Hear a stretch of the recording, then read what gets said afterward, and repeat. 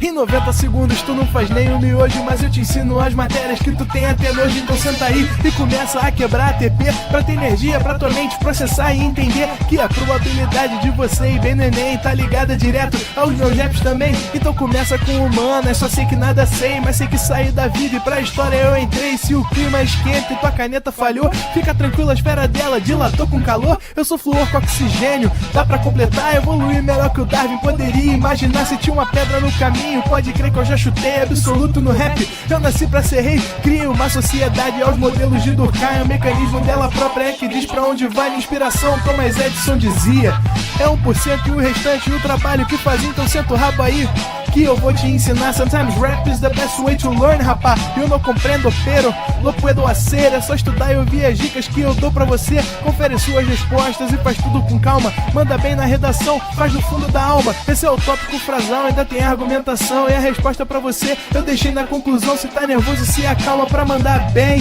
E se liga nos vídeos que eu te preparo pro Enem.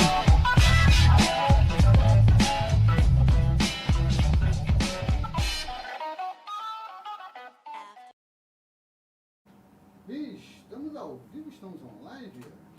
Fala galera, fala indivíduos, fala alunos do ProEnem, sempre um prazer muito grande, um prazer inenarrável estar com vocês mais uma vez, mais uma noite, para trabalhar um tema hoje que é um tema que vem crescendo, né, exponencialmente no Enem nos últimos anos. A verdade é que se a gente analisa com cuidado a prova de Sociologia no Enem hoje, ela é uma prova que cada vez mais ela vem trabalhando com pautas e questões sociais vigentes no Brasil. A gente tem alguns conteúdos, por exemplo, como questão de gênero, que já se adequa como o terceiro conteúdo mais cobrado na prova. E a gente tem alguns conteúdos, como, por exemplo, questão racial, que caem na prova há anos e continuam caindo em todos os Enems ao longo do tempo. Dentro dessa relação, existe uma questão que não era tão cobrada, mas que de uns 4 anos para cá vem aparecendo mais recorrentemente na prova, que é a questão indígena. A questão indígena como uma questão ligada a como os povos originários passam por um processo de exploração, passam por um processo de opressão, passam por um processo de supressão de seus direitos ao longo da história brasileira. Na aula de hoje vamos falar um pouquinho sobre isso, inclusive por coincidência no dia da votação do Marco Civil, né? Tá rolando hoje a votação aí na Câmara e é um tema que a gente vai estar acompanhando nos próximos dias. Mas, além disso tudo, além da questão indígena, vamos estar falando hoje também sobre a questão da sociologia brasileira. E quando eu falo sobre sociologia brasileira, é que vamos estar falando de alguns dos autores que a gente chama de intérpretes do Brasil.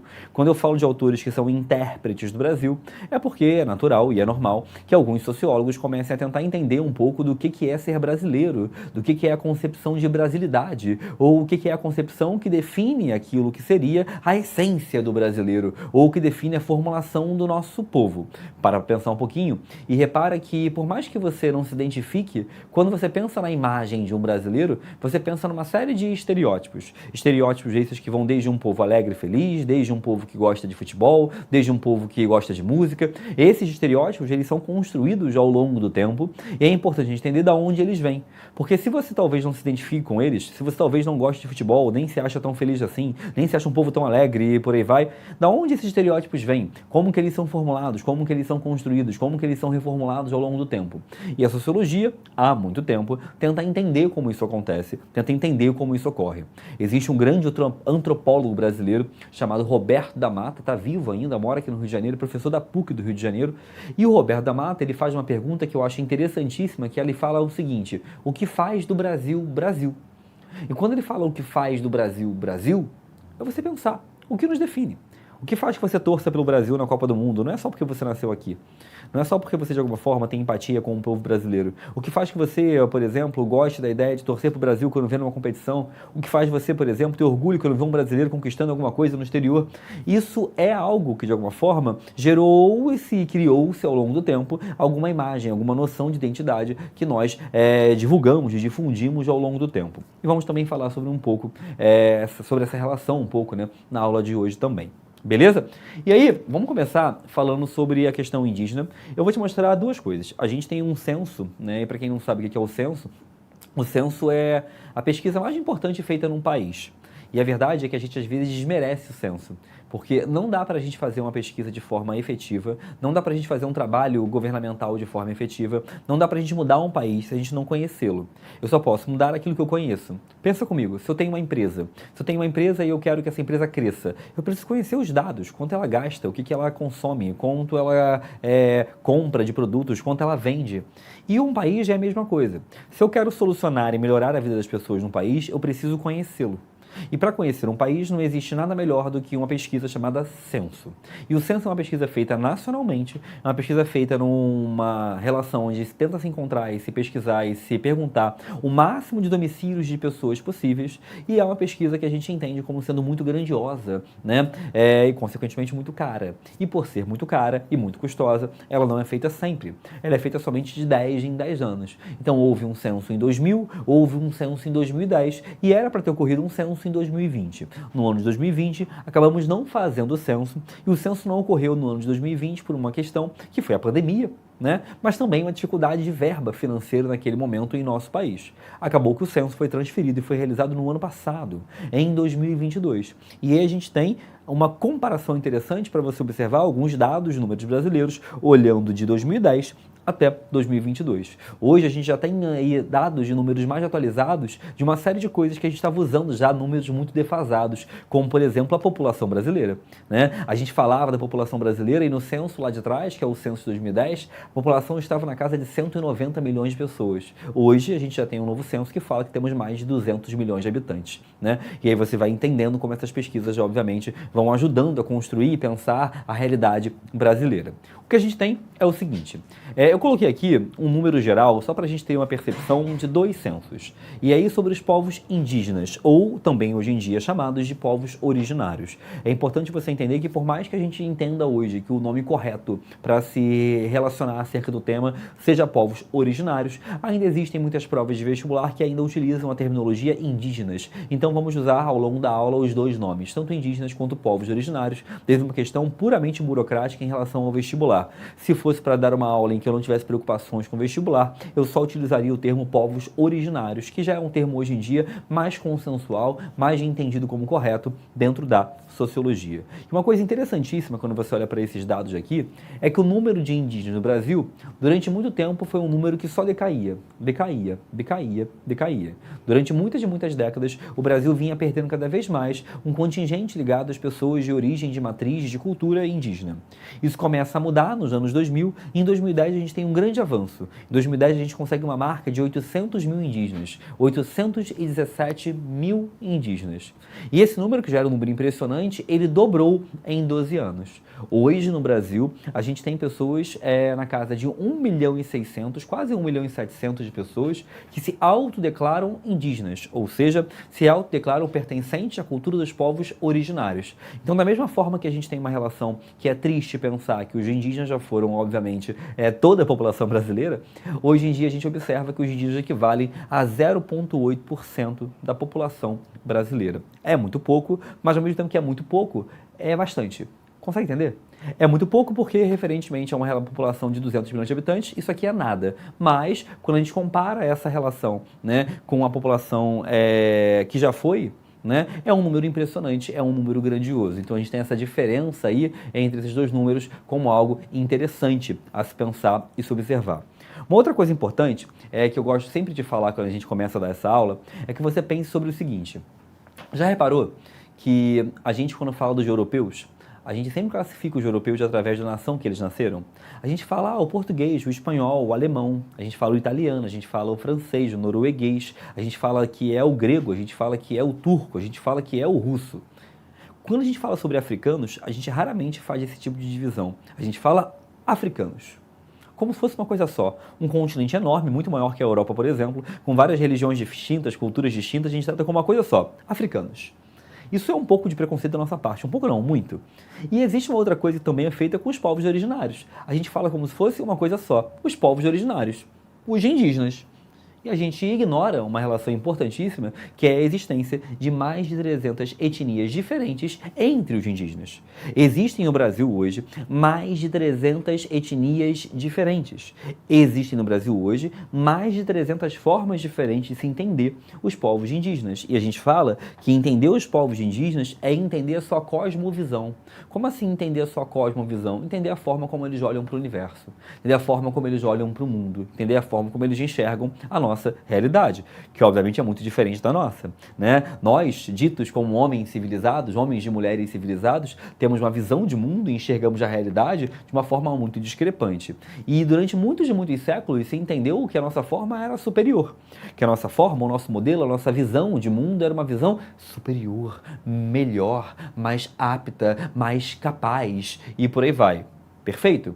Só que é importante que você compreenda o seguinte, essa visão hoje em dia não é mais enxergada assim pela sociologia. O que se enxerga hoje em dia é que, na verdade, existem diferentes visões, diferentes formas de ver o mundo, mas que não existe uma forma melhor e pior. Não existe uma forma correta ou uma forma errada. O que existe são diferentes formas de enxergar a realidade. E aí você pode falar assim, claro que não, Leandro. É óbvio que a nossa sociedade é muito melhor. Olha só, eu tenho um iPhone de última geração, a gente tem carro, olha só, a gente viaja de avião, olha só, a gente inventou armas, a gente inventou televisão, internet. Ótimo, muito legal. Mas aí você está criando um critério como um critério de evolução. Só que o que define, e quem definiu que esse é o critério de evolução? Quem garante que ser mais evoluído não é você, por exemplo, ter uma relação mais familiar? Quem garante que ser mais evoluído não é você relacionar-se melhor com a natureza? Quem garante que ser mais evoluído não é uma relação de espiritualidade? Quem garante que ser mais evoluído não é uma relação com a Terra? Quem garante que ser mais evoluído não é simplesmente você ter uma expectativa de vida e de interligação com um grupo e com o meio em que você vive? E a gente criou que ser evoluído é sempre tecnologia, é sempre dinheiro. E essa é uma visão nossa própria que a gente tenta alocar para eles. E isso tem um nome na sociologia chamada etnocentrismo. E eu preciso que você retome esse conceito que você aprendeu lá no início do ano. Etnocentrismo é um conceito que vai dizer para nós que a gente olha e enxerga uma cultura como superior e coloca essa cultura como superior comparada às demais. E normalmente você coloca a sua cultura como superior, a sua etnia como superior, a sua forma de olhar o mundo como superior. Pensa e enxerga sempre uma coisa. Nós temos um olhar. Nós temos uma lente para o mundo. Essa lente para o mundo faz com que você enxergue outros povos sempre com base nessa lente. Agora, é importante às vezes tentar tirar essa lente. É importante às vezes a gente tentar olhar por outras formas, de outras maneiras, para o mundo ao nosso redor. Quero te mostrar algumas coisas ligadas à Constituição brasileira. Afinal de contas, a Constituição ela é sempre uma possibilidade aí de ser colocada dentro de uma redação, né? E aí, olha para cá. Constituição Federal fala para nós o seguinte no artigo 3º. Constituem objetos fundamentais da República Federativa do Brasil. E aí, um detalhe, quando a gente fala República Federativa do Brasil, eu já falei sobre isso aqui em outras aulas, mas eu gosto sempre de frisar. O Brasil é uma federação, porque o Brasil é uma conjunção de federações. Ou seja, o Brasil é federativo porque cada um dos estados brasileiros tem autonomia e liberdade para poder criar suas próprias leis. Portanto, que essas leis não sejam contrárias às leis da nação, às leis do país. Mas vamos seguir. Primeiro, o Brasil tem no seu artigo 3º que é necessário construir uma sociedade livre, justa e solidária. Também está na Constituição brasileira que devemos garantir o desenvolvimento nacional. Também está na Constituição brasileira, no artigo 3º, inciso 3º, erradicar a pobreza, a marginalização, reduzir as desigualdades sociais e regionais. Se nós tivéssemos hoje um governante, um político, um governador, por exemplo, de um estado que quisesse pegar grande parte do orçamento do estado para acabar com a pobreza, ele pode até ser responsável financeiramente porque outras áreas ficariam deficitárias, mas ele não seria bem alguém que estava indo contra a lei, porque existe uma lei, uma legislação, uma jurisdição no Brasil que fala que a tarefa do povo e do governo brasileiro é erradicar a pobreza. Também se fala o seguinte, que é tarefa do governo brasileiro promover o bem de todos, sem preconceitos de origem, raça, sexo, cor, idade e quaisquer outras formas de discriminação.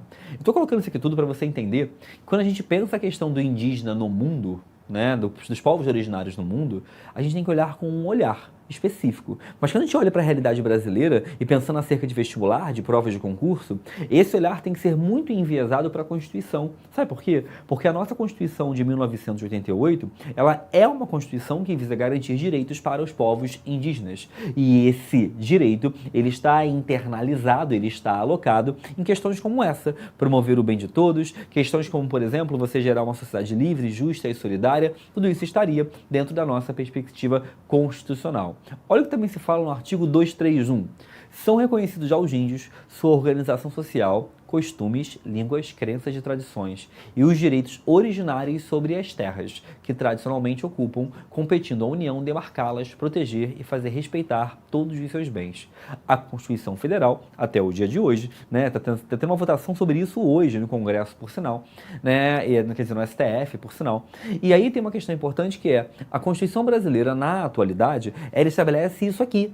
Isso aqui, cara, é uma coisa importantíssima se pensar que se existiam povos originários ocupando a terra, esses povos originários, obviamente, têm direito acerca dessa terra, né? Se você é uma pessoa que defende propriedade privada, se você é uma pessoa que defende a perspectiva liberal de propriedade, olha, existem várias formas de você interpretar essa posição. Uma delas é essa.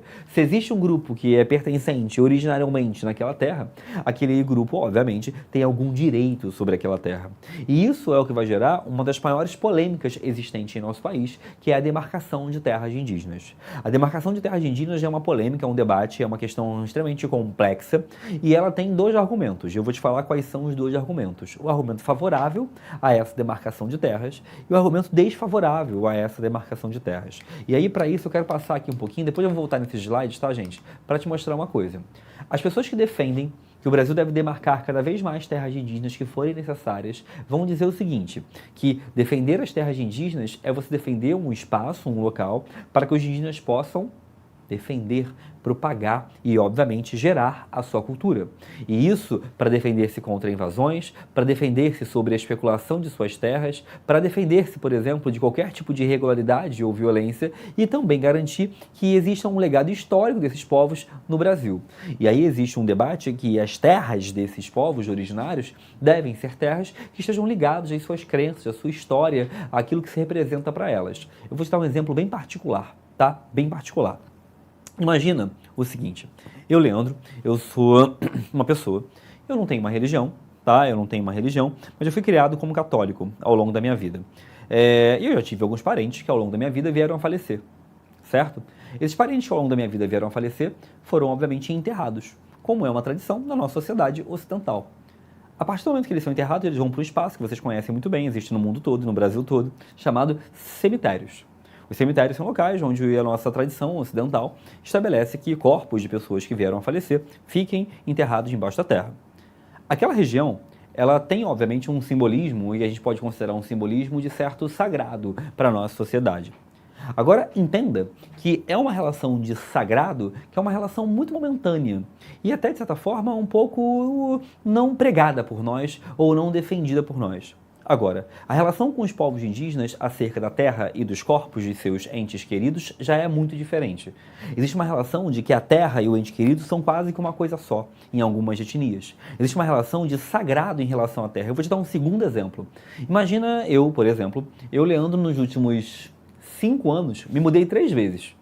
Mudei de apartamento 3 vezes, né? Mudei porque o preço do aluguel subiu, mudei porque eu mudei o meu local de trabalho e precisava morar um pouco mais perto do trabalho.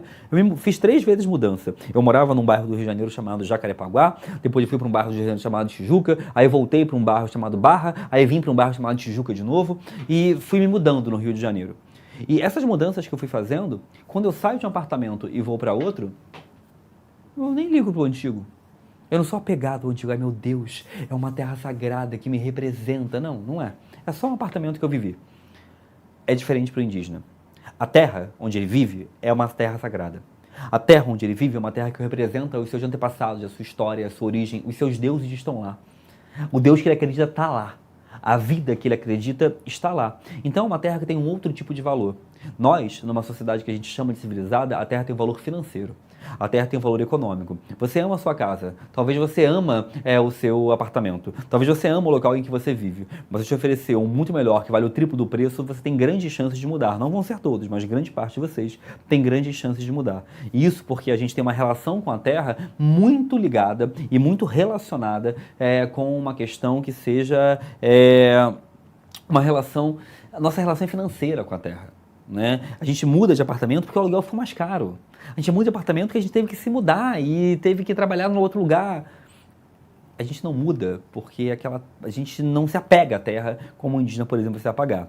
Então tem uma relação com a terra diferente entre nós e, obviamente, os indígenas. Deixa eu ver se tem alguma pergunta aqui. Vamos lá. O pessoal tá falando que eu não vivo de aluguel. Pô, vai, paga lá.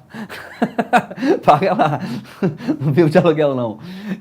Ai, meu Deus do céu. Eu adoro essa fanfic, eu sou dono do ProEnem, Renan. Essa fanfic é muito boa. Vamos lá. Peter Park mandou assim. Professor, que fatores sociológicos propiciam segmentos regionais defender a divisão do Brasil? Eu não entendi a pergunta, Peter Park. Não entendi mesmo, né? Que fatores sociológicos propiciam segmentos regionais defender a divisão do Brasil? Pô, me bugou. Me bugou. Se puder, Peter Park, que eu acho que é o antigo Dedico, pô, explica de novo aí. Eu não entendi essa pergunta. Tá? Deu uma bugada aqui, aquela tela azul da Nazaré, sabe? Deu ruim pra mim. O Dedico mandou outra pergunta. Professor, os índios são inimputáveis em suas ações? Quem os julga em casos de delito? Olha, Peter Parker, se dentro de uma tribo indígena isolada, dentro de uma floresta ou dentro de um ambiente, obviamente, de difícil acesso, algum indígena venha cometer um crime, provavelmente a justiça tradicional, como nós conhecemos, nem vai saber desse crime, logo não tem como haver um julgamento. Agora, se um índio comete um crime, vai tentar se identificar o quanto esse índio está inserido ou não em nossa sociedade. Que estava realizando, ele vai ser punido como qualquer um de nós. Agora, se o ato que ele realizou como um ato criminoso era um ato que na região onde ele vivia, ou na cultura dele, fosse visto de forma diferente, ele vai ser punido, vai ser julgado, mas através de uma pena diferenciada. Tá bom? E aí uma outra coisa que eu quero te dizer é o seguinte, além desse argumento a favor das terras, de proteção da terra e por aí vai, tem argumento contrário, né? E o argumento contrário é o argumento que a gente chama de argumento ruralista, né? E esse argumento ruralista, ele fala mais ou menos o seguinte, que o Brasil tem 12% de suas terras direcionadas aos indígenas. E se o Brasil tem 12%, aqui estão as reservas de indígenas do Brasil, tá? São essas terras aí que estão coloridas. Se o Brasil tem 12% das terras para os indígenas não chegam nem a 1% da população, tem terra demais para pouco índio. Tem terra demais, veja bem, terra demais para pouco índio. Esse é o argumento que vai se utilizar pensando e entendendo que existem terra em exagero para um grupo muito pequeno de pessoas. Mas, né, isso aí deixa de lado e deixa desmerecendo uma questão muito importante, que é quem são os proprietários, quem realmente vivenciou, quem realmente possui aquela terra, né, quem realmente detém aquela terra ao longo do tempo. Interessante você reparar que aqui, ó, essa parte grande aqui, é o Parque Nacional do Xingu, né, uma das maiores reservas de indígenas do Brasil, aí, e muito famosa, né, muito famosa. Tem um filme chamado Xingu, né, que é um filme bem interessante também sobre essa grande reserva. Você repara que, por exemplo, algumas regiões do Brasil, como por exemplo a região norte principalmente, parte da região centro-oeste, são regiões com quantitativo maior de terras indígenas, principalmente alguns estados, como por exemplo Roraima, estado do Acre, estado do Amazonas, né, vão ser estados com maior quantitativo, enquanto existem alguns estados, como por exemplo Piauí, como por exemplo Espírito Santo, Rio de Janeiro, que basicamente não possuem terras indígenas. Aqui no Rio de Janeiro, por exemplo, até existem, obviamente, no litoral, como em Paraty, né, alguns locais, mas é muito, muito, muito raro. É diferente, por exemplo, de outras partes do nosso país. Tá bom? Vamos lá. O pessoal já está falando aí os estereótipos clássicos, né? Que índio, por exemplo, tem carro e coisas do tipo. Eu vou dar um exemplo para você. Se eu, Leandro, se me colocarem numa tribo indígena, me colocarem um cocar, me pintarem, me fizerem, por exemplo, me alimentar, morar, viver como eles, eu deixo de ser um homem civilizado? Não, porque a minha cultura foi outra. Mesma coisa vai para o indígena. Se eu pego um indígena e dou para ele recursos, por exemplo, vivenciados do mundo que a gente chama de civilizado, ele não deixou de ser indígena por isso. A cultura dele está lá. Né? Não é porque ele se apropriou de outros recursos que aquilo não quer dizer que a cultura dele não está lá. Mas vamos seguir aqui.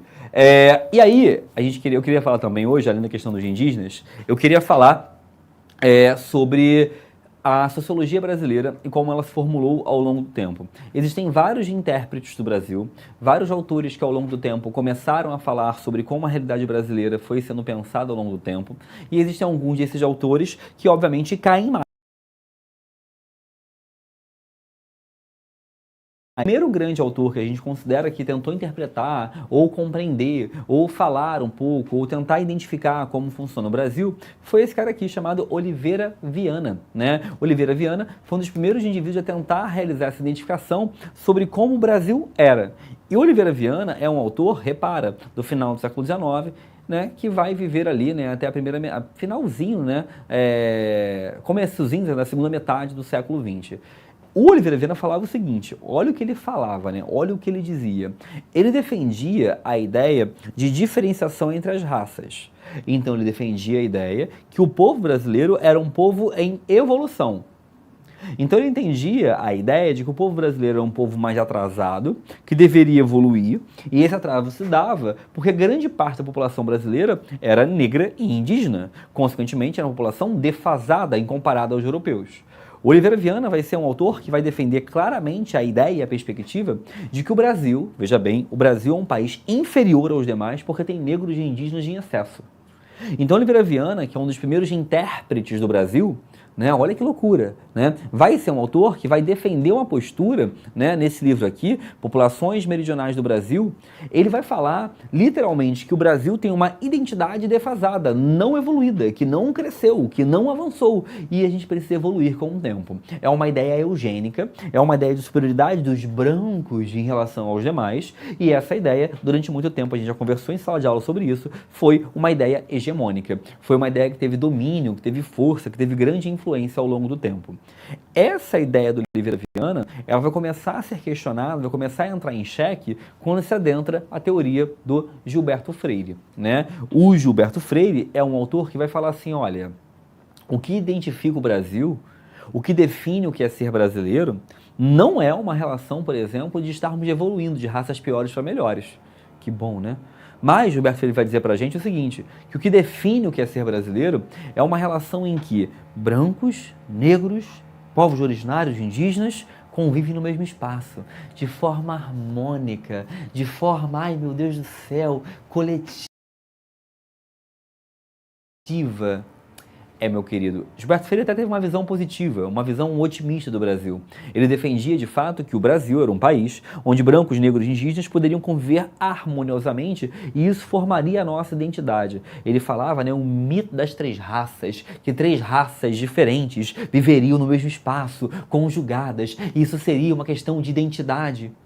O interessante é que essa visão do Gilberto Freire, que é essa visão de uma harmonia social entre brancos, negros e indígenas no nosso país, é uma visão que hoje em dia a gente sabe que ela não funcionou, mas na época ela foi hegemônica, foi dominante. Getúlio Vargas, presidente brasileiro durante 18 anos, né, de 30 a 45, depois de 50 a 53, Getúlio Vargas vai ser um autor que vai defender violentamente essa ideia, que o Brasil tinha como sua identidade, aquilo que definia o seu povo, ser um povo miscigenado. E veja bem, você talvez esteja ouvindo isso agora e pensando, Leandro, que absurdo, meu querido. Você pode até achar um absurdo, mas eu garanto a você que você já ouviu isso de alguém.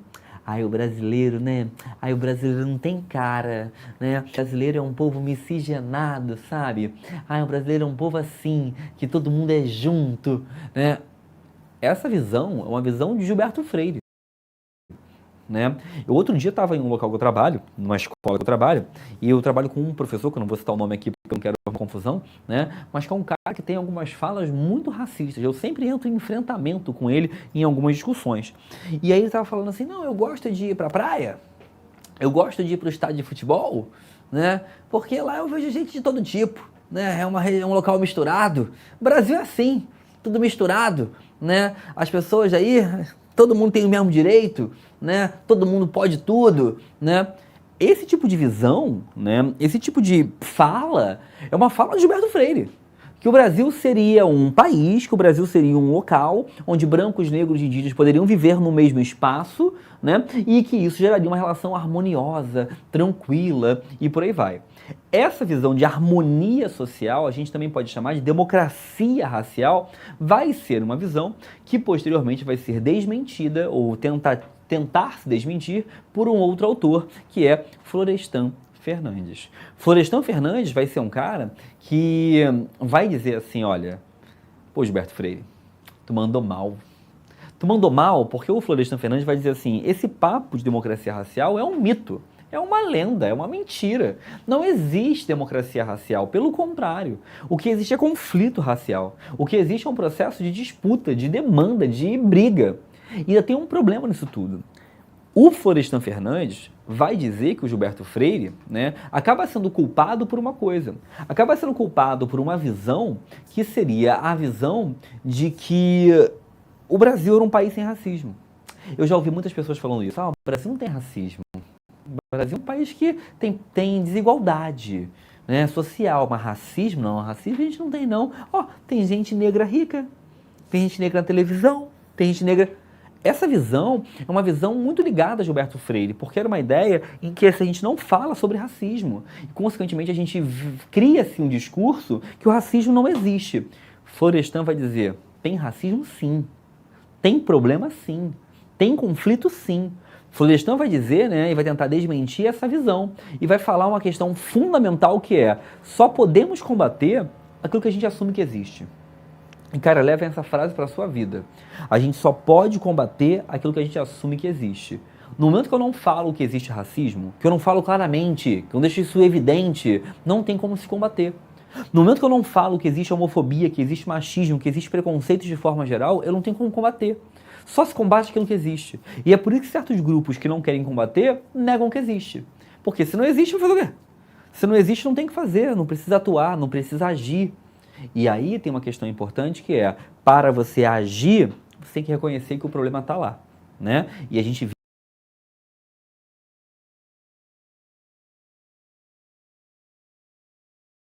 vive em um país, como um cara chamado Silvio de Almeida diz, né? Um doutor,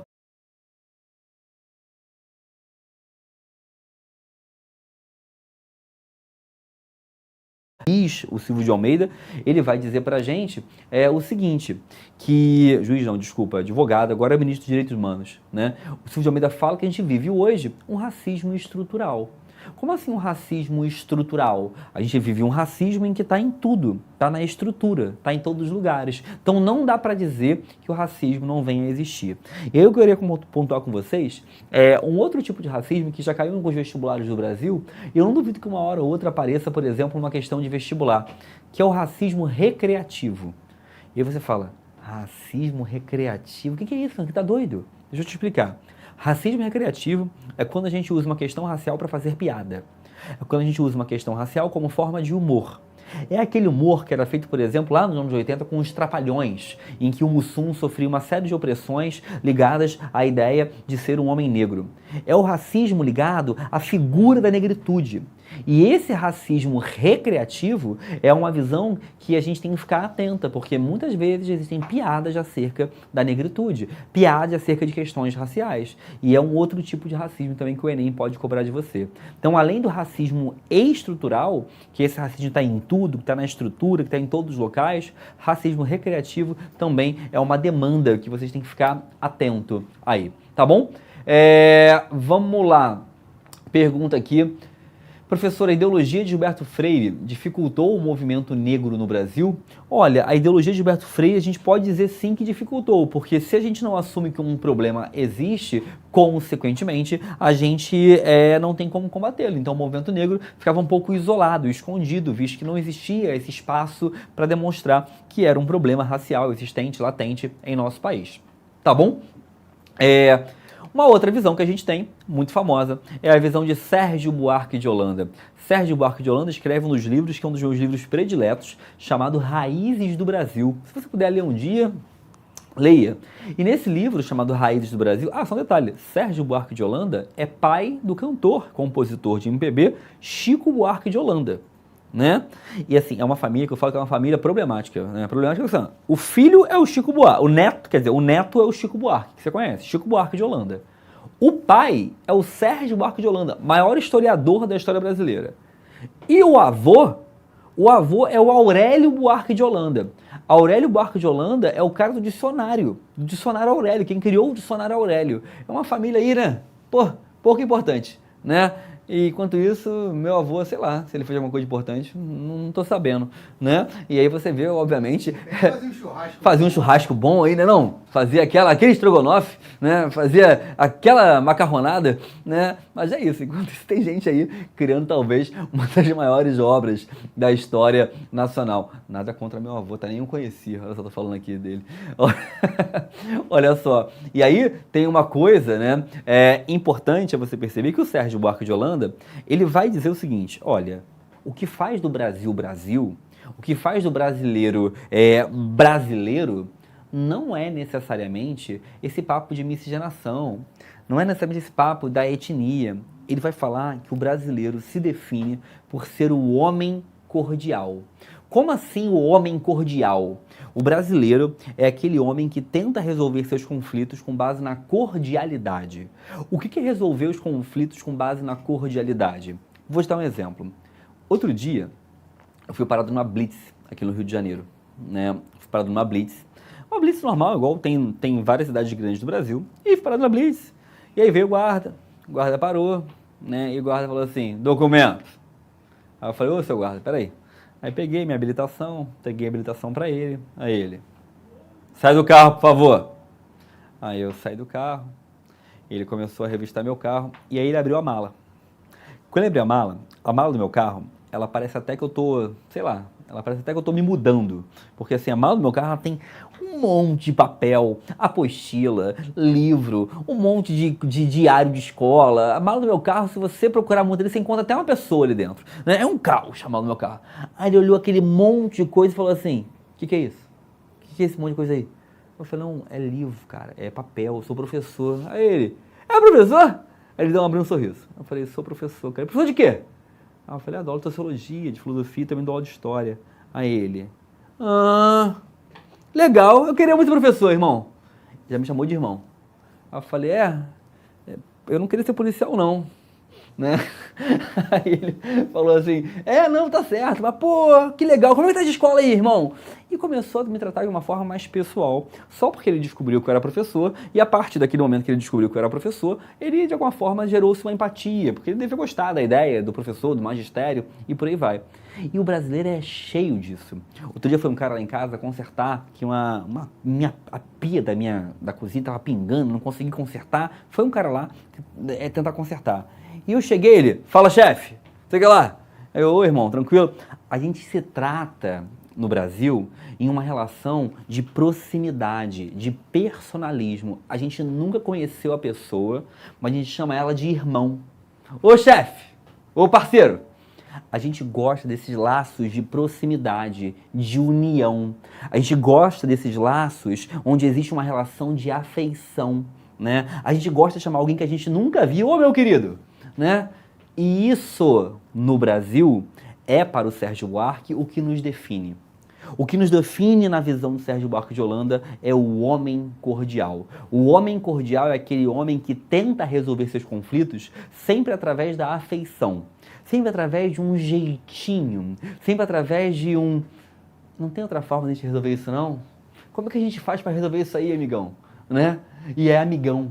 Não é tipo assim, indivíduo, não, é amigão, né? E isso, segundo a visão, né, do Sérgio Buarque, é uma visão que define o que nós somos. A definição de ser brasileiro é ser o homem cordial. Lê comigo esse trecho aqui, que é do Antônio Cândido, que é um cronista brasileiro, falando sobre o livro do Sérgio Buarque. Ele fala assim, ó, formado nos quadros da estrutura familiar, o brasileiro recebeu o peso das relações de simpatia, que dificultam a incorporação normal de outros agrupamentos. Por isso, não achamos agradáveis as relações impessoais, características do Estado, procurando reduzi-las ao padrão pessoal e afetivo, onde pese a família, sobretudo em seu molde tradicional. Dificilmente se forma uma sociedade urbana de tipo moderno. O homem cordial não pressupõe bondade, mas somente o predomínio de um comportamento de aparência afetiva, inclusive suas manifestações externas, não necessariamente sinceras nem profundas, que se opõem ao ritualismo da polidez. São palavras difíceis para dizer assim: o brasileiro odeia a regra. Odeia a regra, a gente gosta do jeitinho. A gente gosta... E aí, irmão, como é que a gente faz para resolver isso aí, hein? Tem outro jeito, não? Tem uma forma mais fácil, não? Né? Há uns anos atrás, faz tempo isso já, eu tava... uma vez estava me mudando aí, essas mudanças todas, e aí na brincadeira de me mudar, eu fui morar num prédio muito antigo, na Tijuca, que é um bairro aqui do Rio de Janeiro, e meu prédio era tão velho, que não passava o cabo da internet, não passava a fibra. O prédio era velho, não tinha, e aí chegou o cara da internet lá e falou: tem jeito não, irmão, não vai dar não. Aí eu: irmão, tem que dar. Eu sou professor, trabalho com internet, tem que ter aí, tem que ter uma forma. Aí ele: vai dar não tem jeito mesmo. Eu falei: tá, se não tem jeito, eu vou ver o que eu faço. Aí ele: pensando bem, se você arrumar aí um pro café, né, eu posso pensar um jeito, né? Eu falei: arrumar um pro café? Se você quiser aí, né, dar uma moral pra nós, né, eu posso tentar te ajudar, né? Ou seja, era resolver um problema formal de uma forma informal, com um jeitinho, o cafezinho, o da cerveja. Isso daí é o homem cordial, segundo Sérgio Buarque. E pra ele isso que é ser brasileiro. Ah, Leandro, mas eu não sou assim. Tudo bem, legal, senta lá, fica quietinho ali. Ele não tá falando que todo brasileiro é assim. Ele tá falando que a identidade, a construção imaginária do brasileiro vem daí. Vem dessa perspectiva, né? Vem dessa visão, desse entendimento de que os problemas podem ser resolvidos de várias maneiras. Você está perguntando agora, ou pensando se eu dei lá o dia do café pro moço. É claro que eu dei. Eu tinha que ter internet. Eu tinha que ter internet rápido, eu tinha que dar aula no dia. Não tinha opção. Galera, um forte abraço para vocês. Fiquem muito bem e até a próxima. Valeu! Assista nossas aulas a hora que você quiser. Vem com o Pro, o cursinho online que mais aprova no Enem. Assine em proenem.com.br. We gotta celebrate the beauty of the world that keeps